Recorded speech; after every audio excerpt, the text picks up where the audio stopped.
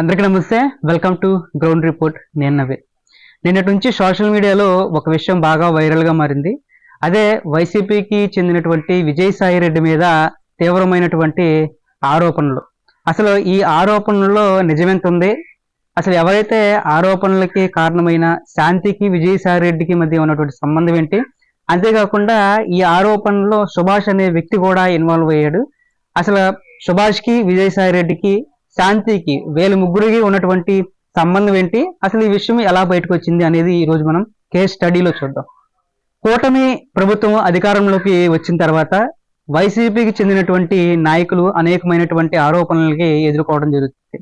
కొంతమంది అవినీతికి సంబంధించినటువంటి ఆరోపణలు ఎదుర్కొంటే మరి కొంతమంది దాడికి సంబంధించి, తర్వాత కొంతమంది దుర్భాషలకు సంబంధించి లేకపోతే అనుచిత వ్యాఖ్యలకు సంబంధించినటువంటి ఆరోపణల్ని ఎదుర్కొంటున్నారు.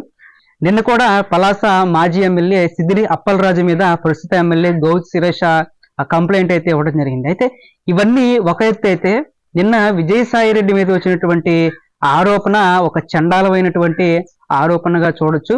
ఈ ఆరోపణ ఏదైతే ఉందో మిగిలిన వారి మీద వచ్చినటువంటి ఆరోపణలన్నిటి కూడా దిగదుడిచేలాగా వాటన్నిటిని కూడా డైవర్ట్ చేసే విధంగా వైరల్ గా మారింది ఈ ఆరోపణ. అసలు ఈ కేసు ఏంటి అని ఒకసారి మనం పరిశీలిస్తే, దేవాదాయ ధర్మాదాయ శాఖలో అసిస్టెంట్ కమిషనర్ గా ఉన్నటువంటి శాంతి ప్రస్తుతానికైతే ఈవిడ సస్పెన్షన్ లో ఉంది. ఈవిడ భర్త ఆ శాఖకి సంబంధించినటువంటి కమిషనర్ కి ఒక ఫిర్యాదు అయితే ఇవ్వడం జరిగింది. ఆ ఫిర్యాదు ఏంటంటే, పుట్టినటువంటి బిడ్డ తన బిడ్డ కాదని వేరెవరికో పుట్టిందని శాంతి భర్త మదన్ మోహన్ ఆయన పేరు. ఈయనైతే తీవ్రమైనటువంటి ఆరోపణ చేశారు. నిజాన్ని చెప్పాలంటే ఈ ఆరోపణ ఆ భర్త యొక్క పరువు ప్రతిష్టలకి సంబంధించినటువంటి విషయం. ఈ ఆరోపణలో నిజం లేకపోతే ఏ భర్త కూడా ఇంతటి ధైర్యానికి ఒడిగట్టడం. అయితే కమిషనర్కి ఇచ్చినటువంటి ఫిర్యాదులో తాను ఏమని పేర్కొన్నాడంటే, తను ఉన్నత చదువులు చదువుకోవడం కోసం, పిహెచ్డి చేయడం కోసం అమెరికా వెళ్ళానని, 2022 జనవరి 21న అమెరికా వెళ్ళి మళ్ళీ తిరిగి 2022 సెప్టెంబర్ నెలలో తిరిగి మళ్ళీ తన స్వస్థలానికి వచ్చానని, వచ్చి రాగానే తన భార్య కన్సీవ్ అయ్యింది తెలిసి షాక్ అయ్యానని, అసలు తను ఊర్లో లేని టైంలో తన భార్య ఎలా కన్సీవ్ అయ్యిందని మెడికల్ రిపోర్ట్ని పరిశీలిస్తే తాను జూలై 2022లో కన్సీవ్ అయినట్లు ఆ రిపోర్ట్లో ఉందని, అయితే సంవత్సర కాలంగా ఈ విషయాన్నే తనని అడుగుతున్న ఈ బిడ్డ నీదేనని బుకాయిస్తుందని, తర్వాత మళ్ళీ పదే పదే ప్రశ్నిస్తే నీకు బిడ్డలంటే ఇష్టం కదా అని నీకు సర్ప్రైజ్ ఇద్దామని ఐవీఎఫ్ ద్వారా కన్నానని మళ్ళీ నమ్మించే ప్రయత్నం చేసిందని, అయితే ఐవీఎఫ్ ద్వారా కన్నట్లు ఎలాంటి రిపోర్ట్స్ లేకపోవడంతో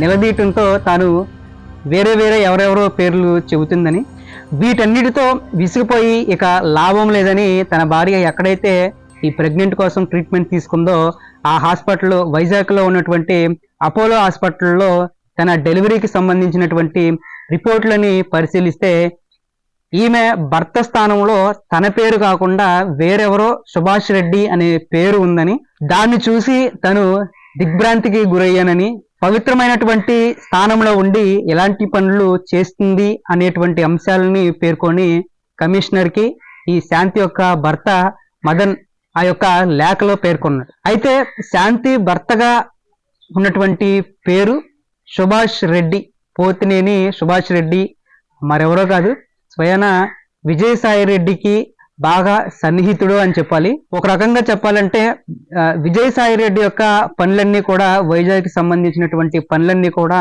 అక్కడుండే చక్కబెడతాడు ఈ సుభాష్ రెడ్డి.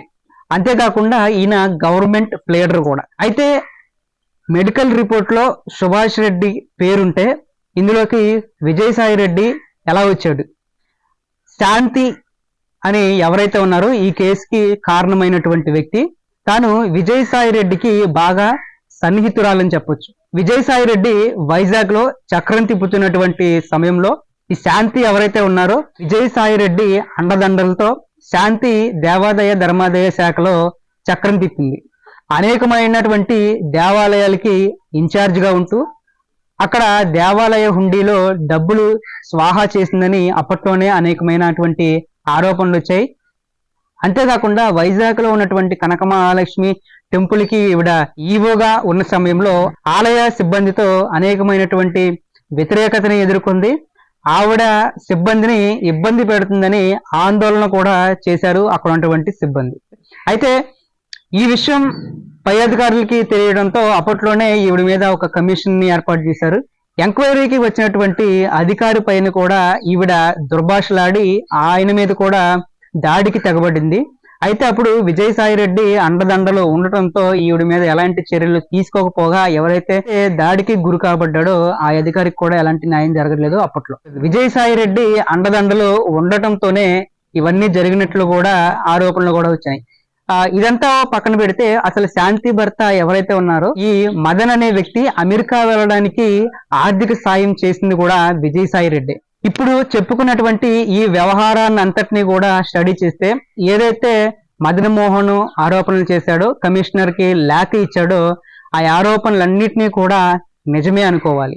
అయితే ఇక్కడ సుభాష్ పేరు పెట్టడానికి గల కారణం ఏంటంటే విజయసాయి రెడ్డికి మట్టి అంటకుండా సుభాష్ పేరు వాడాడు అనే అనుమానం కూడా వస్తుంది.